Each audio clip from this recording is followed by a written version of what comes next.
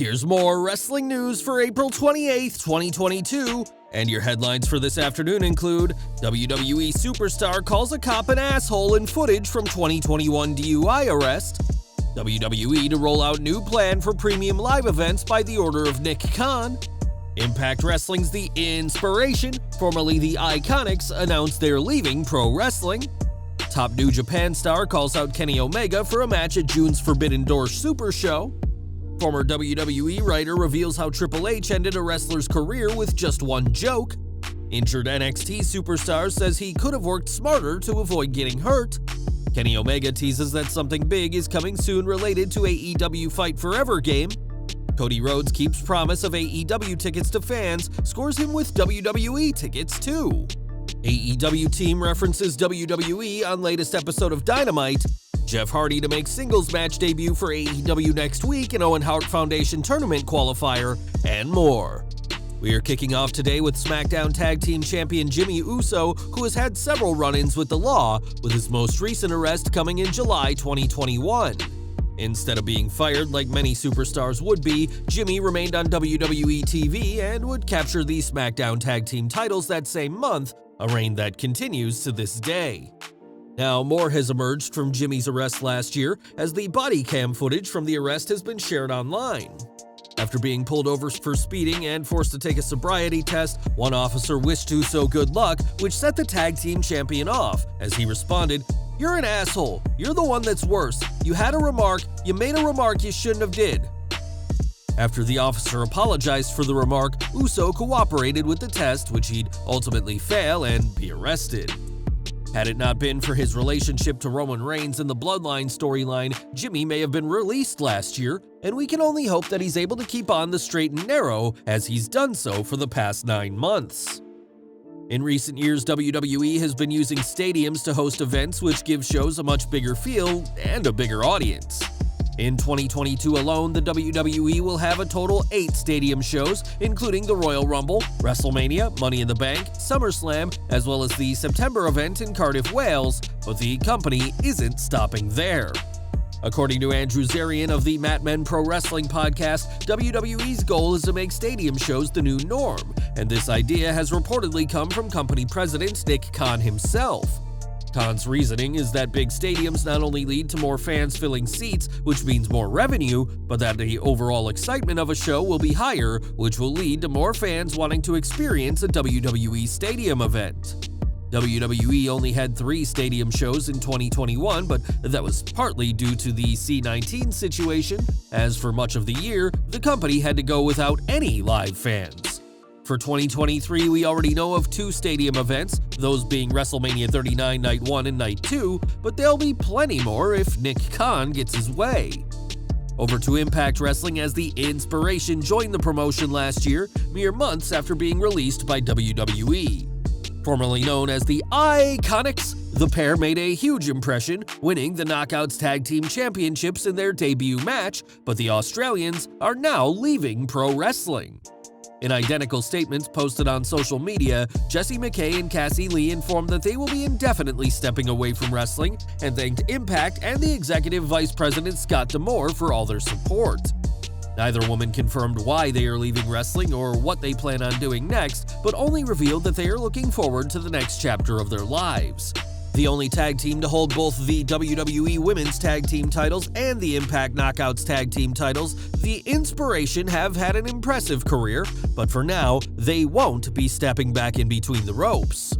Later this year, AEW and New Japan will team up to host a massive Super Show, but it's likely that Forbidden Door 2022 will go ahead without Kenny Omega. Omega has been away since November after dropping the world title to Adam Page at the Full Gear pay-per-view, and has spent his hiatus recovering from injuries and issues he suffered in both promotions. There's still no word on when the cleaner will wrestle again, but if he can make it to Forbidden Door in June, Will Ospreay will be waiting for him. When Ospreay tweeted that he'll be paying tribute to a very influential wrestler in his upcoming match against Hiroshi Tanahashi, Omega sarcastically thanked him, and Ospreay fired back, asking if he'll be available to wrestle in June.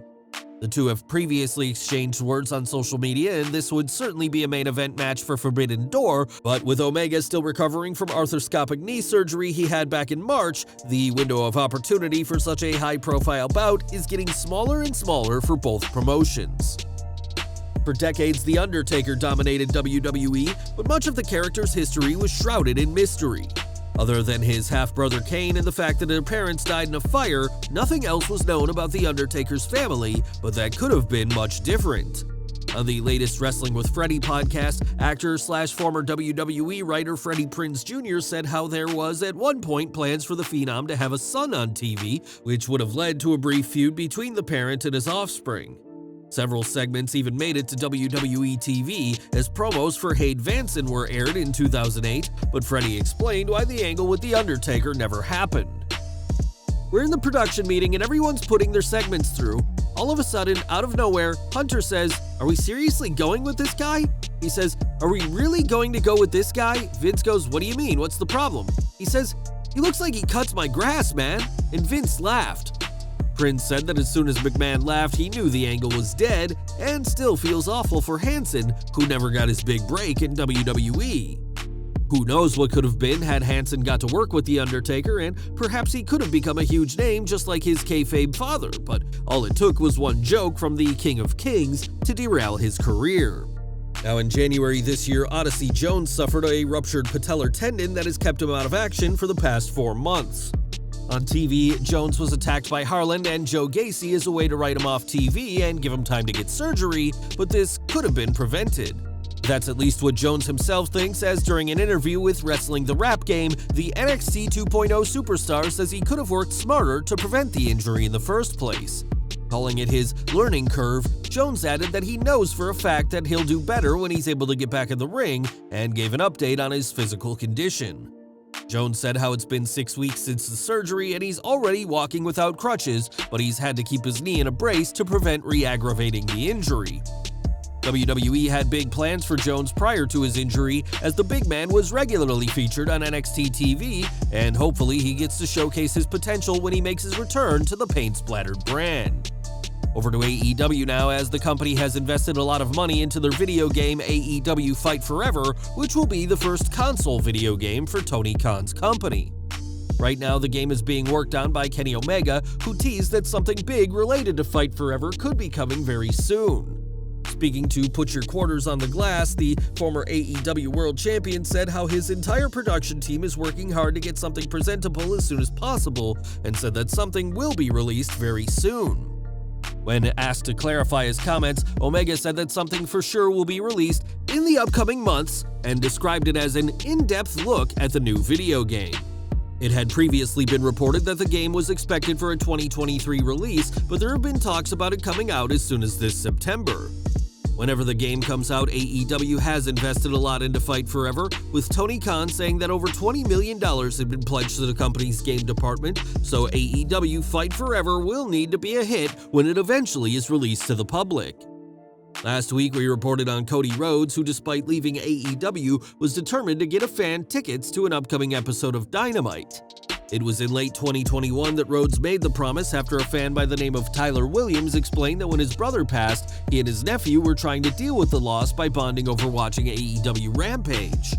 This week, Dynamite was in Tyler's home of Philadelphia, and it turns out that Williams and his nephew did attend last night's episode of Dynamite, courtesy of the WWE Superstar.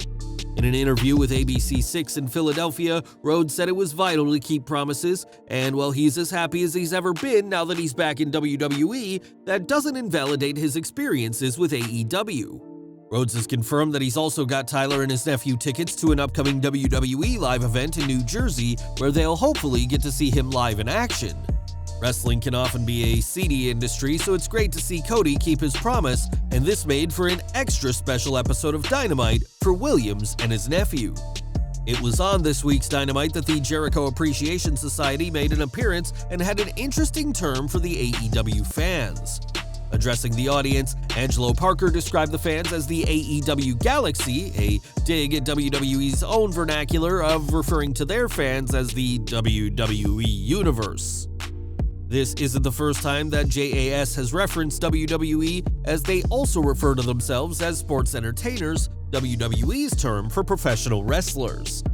AEW has never shied away from referencing WWE despite claiming that they don't focus on Vince McMahon's promotion, so we're sure it's just a matter of time before Chris Jericho and his team have another nod to the opposition. And we're ending today with Jeff Hardy, who joined AEW in March but has so far competed only in tag team wrestling. Next week, though, the charismatic Enigma will have his singles debut for the company, as he'll face off against Red Dragon's Bobby Fish in an Owen Hart Foundation men's tournament qualifier. At this time, Jeff is undefeated in AEW, boasting a 6-0 record, while Fish is 13-8 in the All Elite promotion, and we'll have to see who advances next week to the Owen Hart Foundation's men's tournament. Well guys, that's our news for today. Please share your comments below. Also hit the like button, subscribe to our channel, and hit the bell icon to receive all notifications. And as always, thanks for watching.